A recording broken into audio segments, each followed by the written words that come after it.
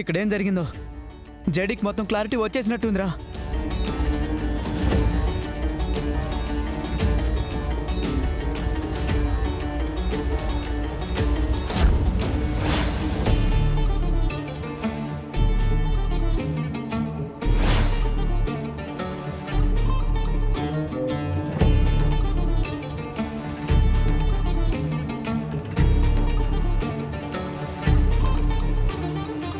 రే బావా, ఏం కనిపించట్లేదు.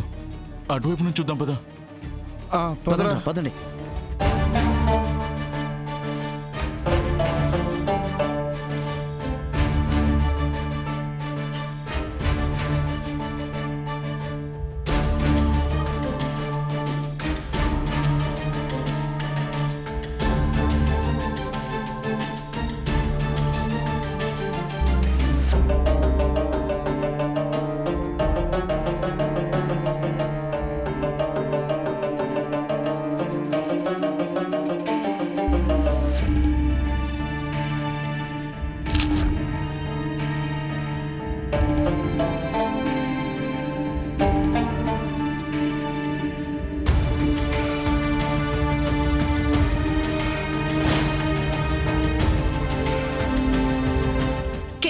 ఆ పెద్ద ఆవిడ అక్కడి నుంచి చూసింది కేడి.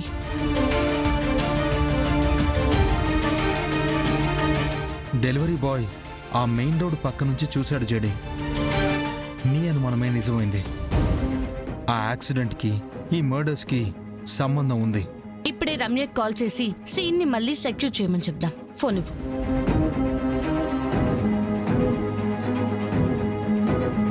హలో రమ్య,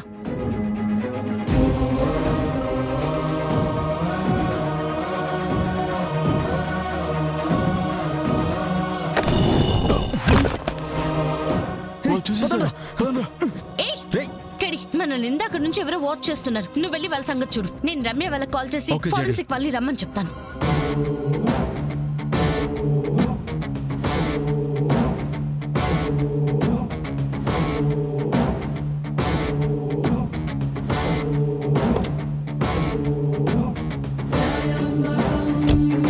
అవినాష్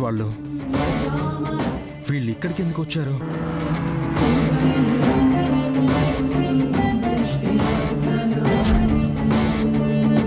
మీరు ఫాస్ట్ గా వచ్చేసింది.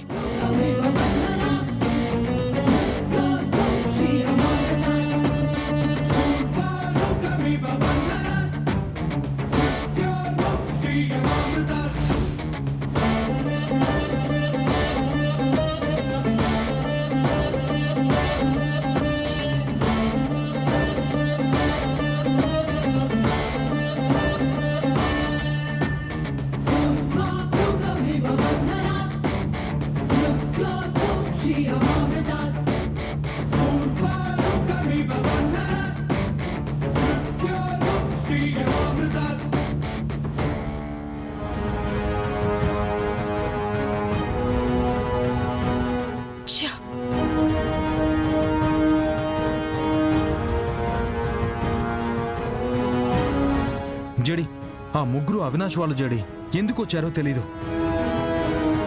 దీనికోసం కేడి ఆ రోజు పోగొట్టుకున్న పర్స్ మనకి దొరికే లోపు వాళ్ళు వెతికి తీసుకెళ్లిపోదాం అనుకున్నారు. ఈ ఒక్క ప్రూఫ్ చాలు కేడి ఆ రాహుల్ని అరెస్ట్ చేయడానికి.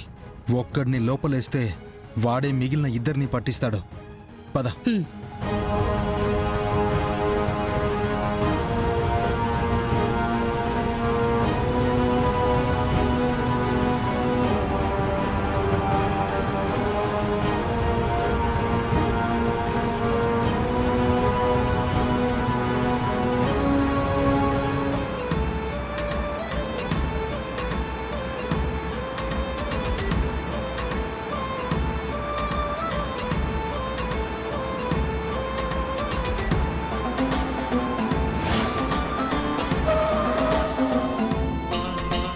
ఏమైందిరా?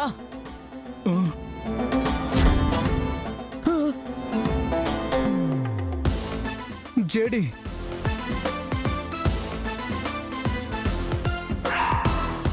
మర్యాదగా కిందికి దిగండి.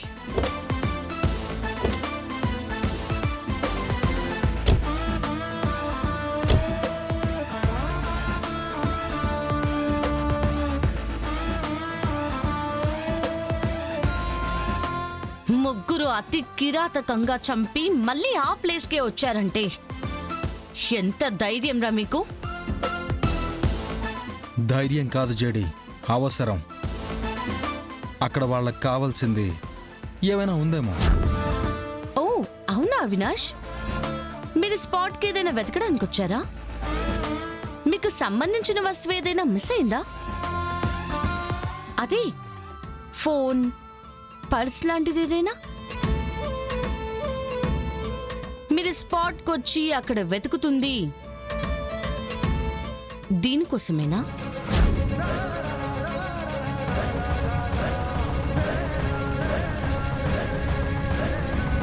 ప్రూఫ్ దొరికింది అవినాష్, కేస్ క్లోజ్.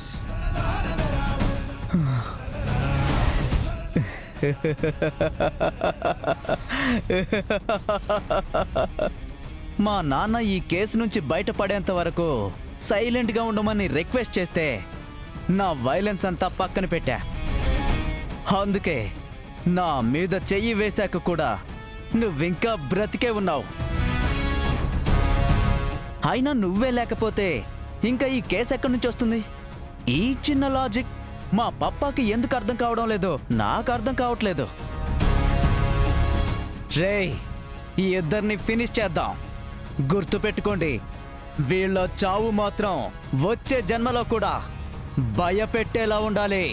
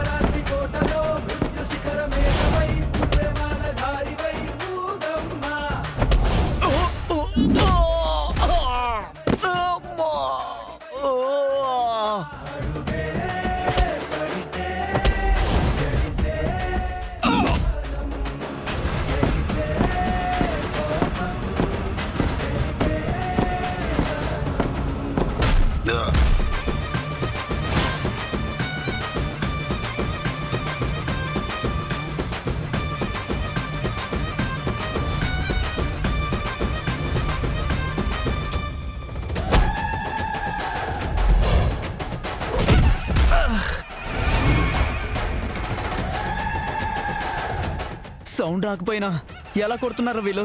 గాలిలో వచ్చే డిఫరెన్స్ని బట్టి ముందున్న మనిషి హైట్ నుంచి వెయిట్ వరకు అన్నీ చెప్పగలిగే ట్రైనింగ్ తీసుకున్నాం రా. రండి చూసుకుందాం. ఉగ్రనార